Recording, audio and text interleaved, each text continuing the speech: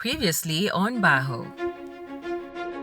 After the old day with my uncle, even after many years, the flashbacks were so real in my head. Too much anger, hated myself with passion, trusted no one. I was always scared. I became a shy, withdrawn introvert. I've had thoughts of suicide. It happened at my young age, but affected all the rest of my life. If one could know that abusing someone could cost him or her their life, such a person would not.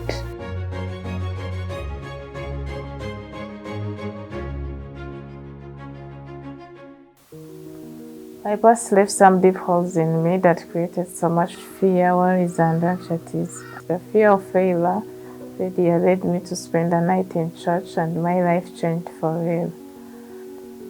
I felt peace of mind and relief to speak up and share my hidden memories. Just speaking up, telling God how bad I feel, it was the best experience ever. I could feel my shoulders strengthening.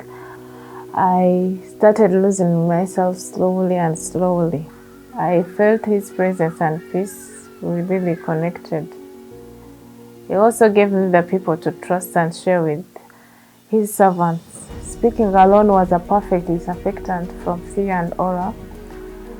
Then I found myself telling the story to people again and again. I felt so good inside, kind of filling the space in my heart to get ready for healing. I could see it, feel it, hear it, and taste it whenever I speak up. I've been embarrassed all my life over this.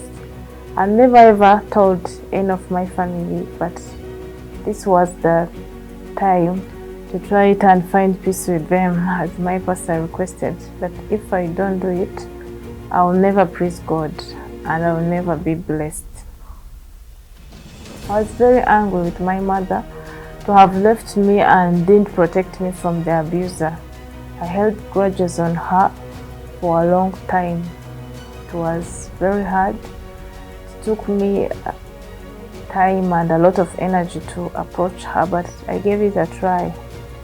I told her everything, my insecurity, how I hated her, why and the reason why I'm doing that, but she only said thank you for sharing. This was the most hurting part. I regretted trusting her at first. I went back to my past, attacking and accusing him to deceive me. My mother was not ready for that. I needed her attention and affection, but she was hurt than me by then. But I couldn't tell. And I expected her to say at least sorry, as any other person could say. I didn't expect much from her because I thought she didn't care about my feelings from day one. But if she could say, I understand your pain, it would have helped anyway. Her response took me back to my past pain, loneliness. The trust was gone again.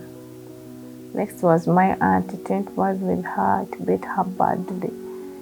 She couldn't accept or believe it could happen to me. She always took me as her own child.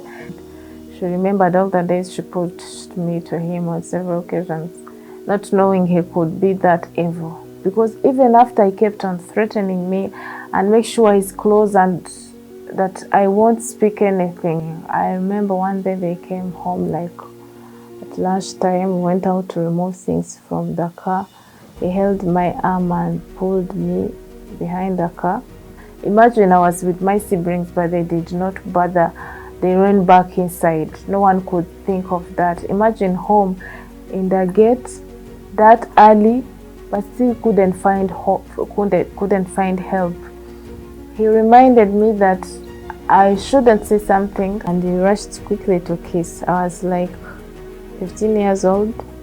I ran back inside and told my elder cousin sister, crying what, who, and how bad I was feeling. I trusted and requested her to keep my secret, but after she told my mother, so my aunt felt bad and brought him to apologize, but guess what? They talked and gave us space to talk privately. Also, instead of apologizing as I had come to do, He threatened me again, asking why did I say that after all the warnings. It didn't go well and proved to me that telling won't help but destroy me totally. But it does. Maybe not the first time, but speaking up consistently brings freedom. My aunt is still sick of that.